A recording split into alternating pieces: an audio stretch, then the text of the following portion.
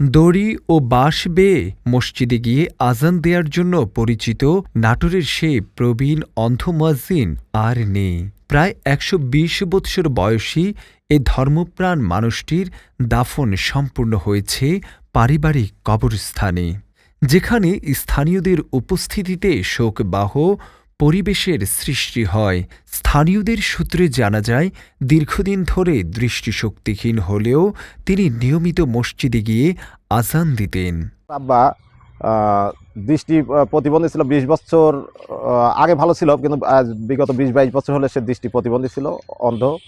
অন্ধ থাকা সত্ত্বেও সে বাড়ি থেকে রশি টাঙিয়ে দিতাম, আমরা বাঁশ বেঁধে দিতাম, তা বেয়ে বেয়ে যা নিজে একটা উদ্যোগে একটা মসজিদ করে দিয়েছেন, ওয়াকফা করে দিয়েছেন। মসজিদটা সে নিজের অর্থায়নে নির্মাণ করে দিয়েছেন এবং সেখানে প্রতিদিন যা মুয়াজ্জিনি করতো এবং ইমামতি করতো, এবং আমার ছেলে মেয়ে আমরা সবাই তার পিছনে নামাজ পড়তাম।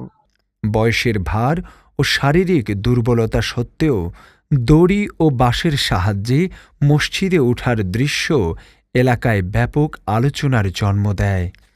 তার এ অদম্য ইচ্ছাশক্তি ও ধর্মীয় দায়িত্ববোধ তাকে সবার কাছে অনন্য মর্যাদায় অধিষ্ঠিত করে। মৃত্যুর খবর ছড়িয়ে পড়লে আশপাশের গ্রামগুলোতে শোকের ছায়া নেমে আসে। জানাজায় অংশ নিতে দূর-দূরান্ত থেকে মুসল্লিরা ছুটে আসেন। পরে জানাজা শেষে তাকে পারিবারিক কবরস্থানে দাফন করা হয়। স্থানীয় বাসিন্দারা জানান, তিনি ছিলেন অত্যন্ত বিনয়ী, ধর্মপরায়ণ একজন মানুষ। আমার আব্বা খুবই ধৈর্যশীল এবং সহনশীল একটা মানুষ ছিলেন। কোনো অবস্থায় সে বিচলিত এবং রাগান্বিত হতেন না, এবং আমাদের সদা সর্বদা সকল ভাই বোনদেরকে একটাই কথাই বলতো যে তোমরা বিপদে ধৈর্য ধারণ করবে এবং আল্লাহর উপর তোয়াক্কা রাখবে, আল্লাহই একমাত্র ভরসা।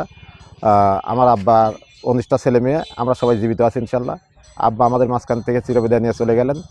আল্লাহ আমার আব্বাকে যেন তার জীবনের সমস্ত গুনাহ মাফ করে জান্নাতুল ফেরদৌস দাখিল করেন, এই দোয়া করি। তার জীবনযাপন ও দায়িত্ববোধ নতুন প্রজন্মের জন্য এক অনুকরণীয় দৃষ্টান্ত হয়ে থাকবে।